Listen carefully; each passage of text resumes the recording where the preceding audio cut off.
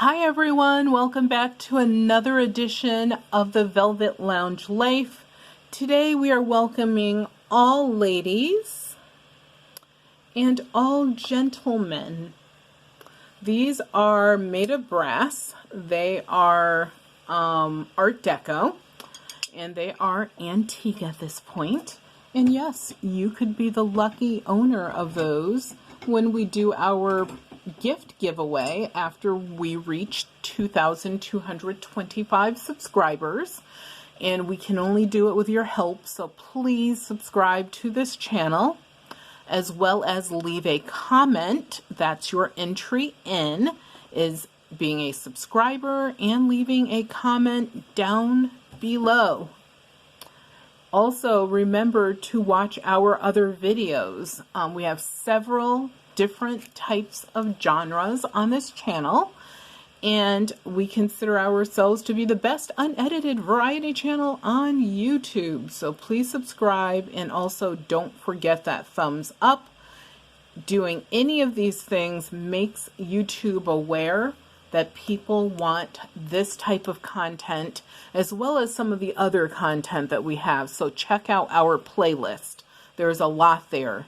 eBay, how to be your own business owner. You don't have to buy books or do anything fancy. I tell you exactly how I did it and how you can do it as well. If you collect buttons, there's that there. If you want to know what sells online, lots of that there. Cooking, the list goes on. Travel, hotel reviews, etc. And so let's get right into this. So in this episode, we have several locations to cover. One is the location of the mind. Jocasta is having memories of her previous marriage, her previous life with Cameron. And she is in particularly having memories about their daughter, like the last day of her daughter's life, and how she, meaning Jocasta, and Cameron ended up in America and why. So that's covered. Also, we have Roger and Bree back at the Ridge running things like bosses until they get bugged out. We'll get more into that later. We also have Jamie, of course, and even John Gray, Governor Tyron, the list goes on and on. All of these people that are up at Riverrun because Jocasta and Duncan Ennis are supposed to be getting married the next day. Of course, back then, you would travel to your destination days in advance because you didn't know what would happen along the way. The weather could be bad, wild animals, whatever. So you always arrived in advance, and also it allowed you time to rest before the big event. And that is basically what Jocasta is supposed to be doing. Even though she lives at Riverrun, she is not out gallivanting with, all of the guests. She will do that on the next day. But unfortunately, in her mind, there are a lot of visitors. So let's get going. So here we are on the road in Scotland, and Cameron has grabbed his wife and his young child. His other daughters are away. They're married. They have barons, as they call them, meaning children. They have a life. They're established. So the only person living at home with him and his wife is his youngest daughter. So he tells them, grab whatever you can. We're leaving right now. If we don't, this is what will happen to us. And being dutiful ladies, they do exactly that, and not knowing that they have some extra cargo in tow. So they have to get out of the carriage so that the soldiers can check it, because they have to check every beast, carriage, person, whatever is on the road. That's their job. They're looking for Jacobites. So they end up, telling them to get out of the carriage, which they do. After they're cleared, because the soldiers didn't find anything initially, unfortunately, as their daughter turns to get into the wagon, she steps into a pile of deep mud, and this soldier kindly offers to help her. And as he bends down to do so, he notices that there's a chest underneath the carriage that obviously should not be there.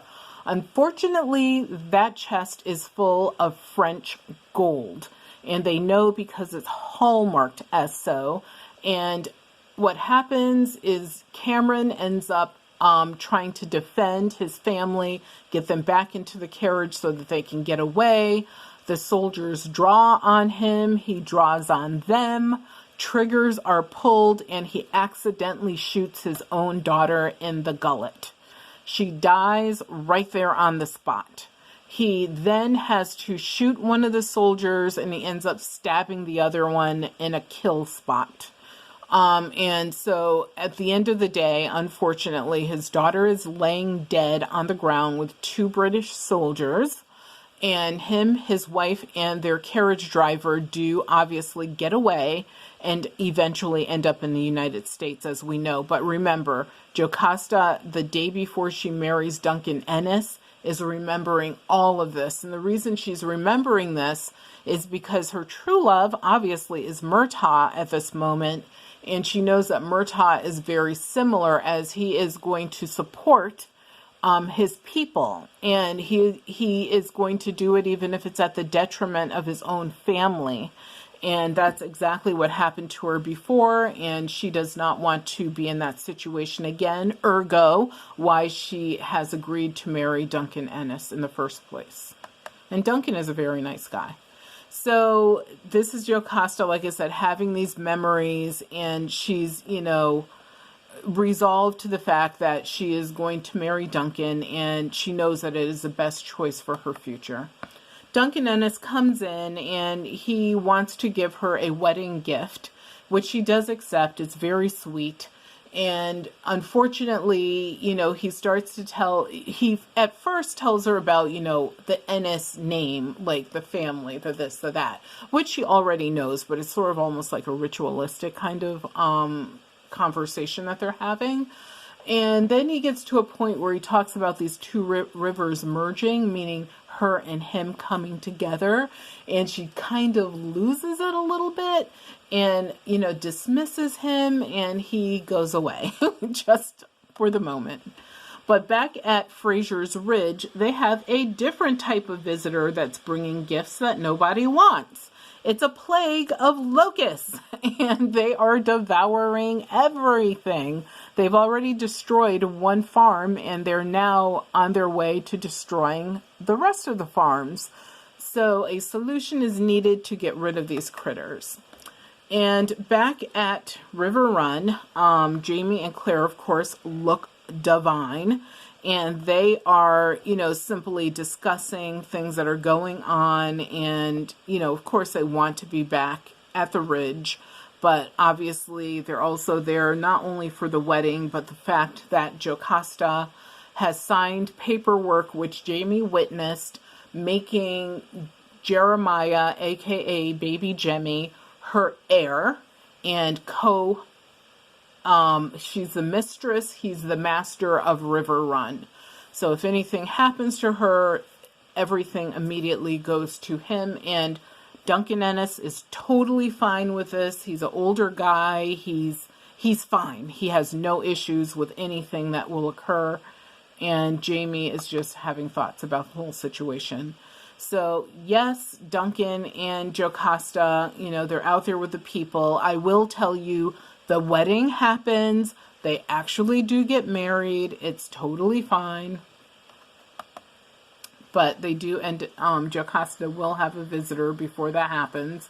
And this is Roger and Bree back at the Ridge. And this is when they kind of sort of are noticing the locusts more and realize that this is more than a normal occurrence. And also they have a sick toddler on their hands, but no modern medicine, even aspirin, to help him because he has a wee fever. And Claire, as usual, picks up a new friend, and her friend happens to be Governor Tyron's wife. She does not know that yet, but she will find that out. Oh, and Governor Tyron's wife tells tells Claire that Mr. Wylie, that creepy, icky dude, is at the he's going to be here at the wedding, and she believes he's there already, which he is. And Claire asks, basically for assistance in averting him if necessary. And of course, Lady Tyron agrees that she will help her out if needed. And there's Governor Tyron, and he is, basically talking about showing off, honestly, bragging about the fact that he'll be going to New York. And I believe that he's going there to be the governor or whatever of New York. Of course, he's always a mover and a shaker, trying to, do what he must to get up in society.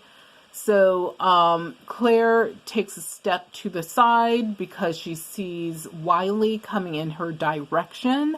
And luckily, Lady Tyron does, as she promises, avert him into a different location. And Claire's trying just to get her breath, take a moment when she hears these two ladies speaking about that medical flyer that she and Bree created a while ago.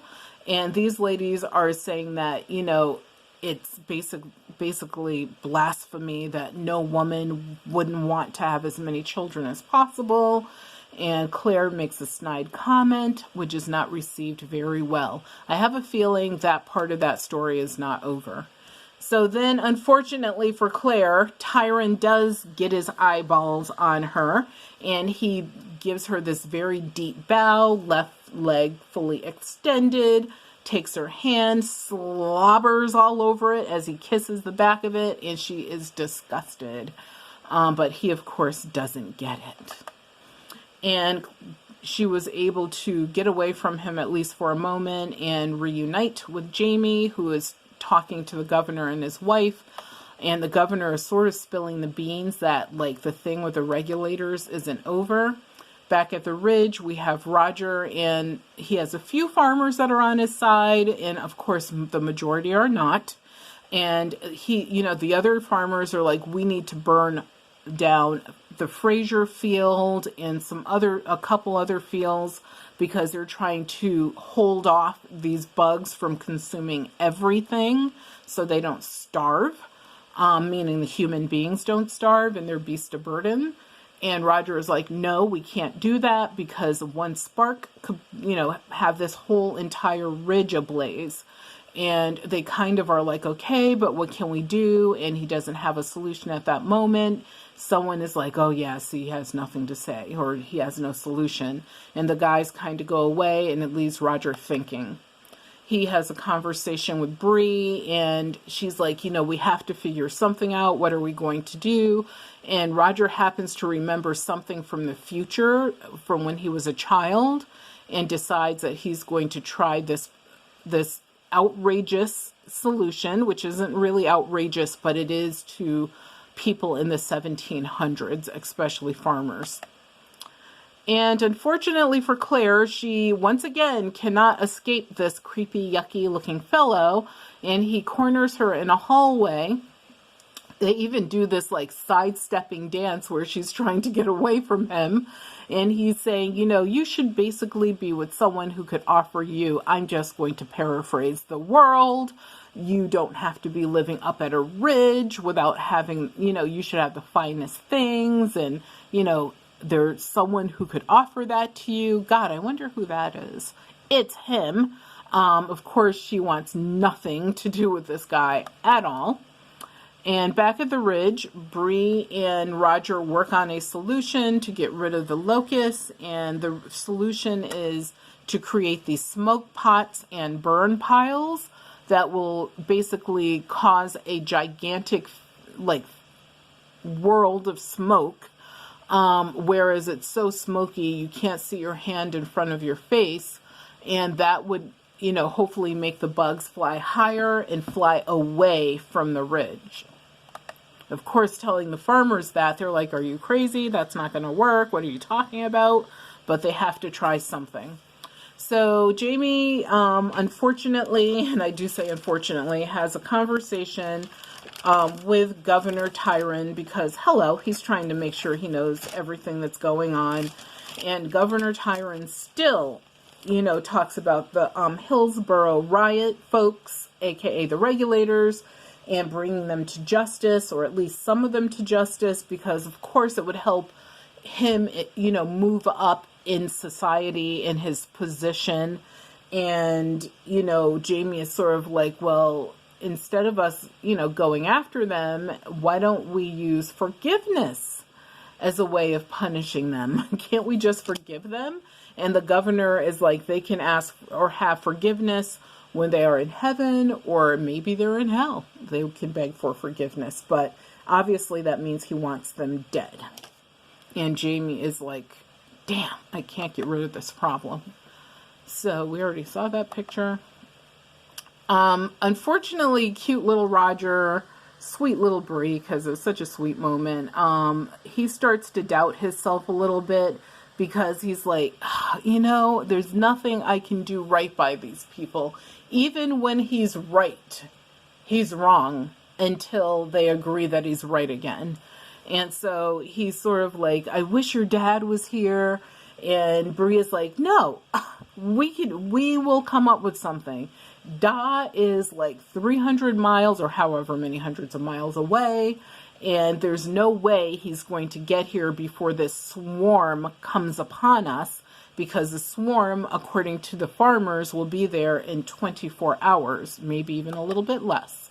So Roger and the crew, and this is like everybody on the ridge, you know, every farmer, every woman, you know, of course, keep children safe, old people, whatever. They light all of these like smoke pots and green burn piles. That's what that is, a green burn pile, and different smoke pots, so that they can create this huge valley of smoke. It becomes so smoky you cannot see any of the vegetation whatsoever, let alone barely the people. And I will tell you that his solution does work. But Claire has an idea, because in her conversation with Lady Tyron, she finds out that Mr. Wylie has been trading with an Irish fellow who might be a smuggler. And guess who that might be? Yes, Stephen Bonnet. So she puts her twinkle eyes on him, and that sly smile and perfect nose. And of course, he can't help but once again give her the 25 times over in lust, unfortunately. And she's like, I have an idea. Let me give you some. I have something for you. So she allows him to try some of Jamie's very best prized whiskey. And he loves it, as everyone does. Liquid gold. And he's like, what do you propose? And she proposes that she and Mr. Wylie work together to get Stephen Bonnet to basically help them trade the whiskey. Because in her words, Jamie hasn't made any money off of it. I don't know if that's true or false. That's just what she said, to try to get him lured in. Of course, he's easily lured by her. And he's like, well, I have something that I want to show you. And we will get there. And so he wants to show her his prized horse, Lucas. And this horse is a beauty. And she is still throwing the side eye on him. And sort of like, you know, pretending to give in, this and that, whatever. And, you know, thinking that she's actually making a business deal with the guy. And he pounces on her like a panther. He is slobbered all over her neck, to the point that his weird black beauty cover up your blemish mole spot ends up stuck on her neck. And Jamie has to rip it off, like flick it off later. It's kind of gross. It's sort of like removing a tick or something. It was weird. And guess who gets there just in the brink of time before things get absolutely out of order? Jamie Fraser, to save his lady again. Knife practically in the gullet. And Claire has to calm him down, make him stop before he actually runs this guy through.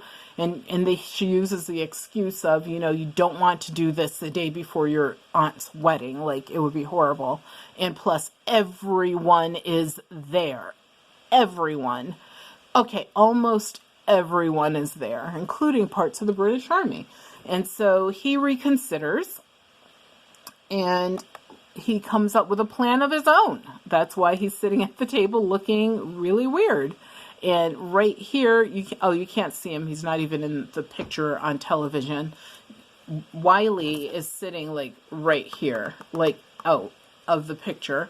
And Jamie proposes that they gamble for Wylie's horse.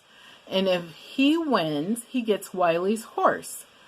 And if he loses, Wylie's like, what do I get? And then Wylie comes up with this great idea that he wants one of Claire's wedding bands. And he wants her wedding band just because he wants a piece of Claire. He knows how much those bands mean to her. And Jamie agrees because guess what? The band that he's going to like make part of the deal isn't the one that he gave Claire. It will be the one that Frank gave Claire.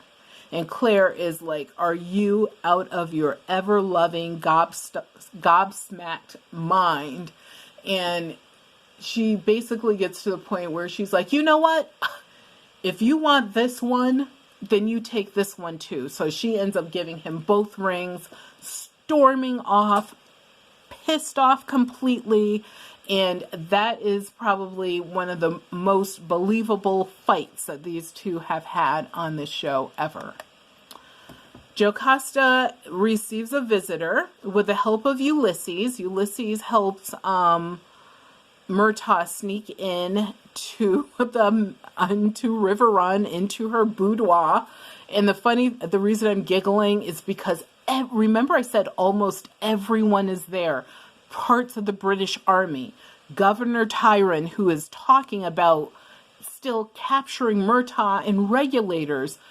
The list goes on and on. It's the worst place for him to be. But he wants that final moment to profess his love forever and ever and always to Jocasta. He's proposing to her. That's why he's on his knees. She's like, are you joking right now? I am supposed to get married tomorrow, and you have a nerve to pull this on me now when we were laying naked an episode ago. And when I told you about, my final decision, sort of, Duncan Ennis option, you didn't say anything. And she's like, this is crazy. Like, basically, she's like, this is crazy. So they end up having a moment. Yes, they kiss, and they kiss for a really long time. There's lots of groping and stuff. Sort of like, you're like, whoa, are they about to do something again?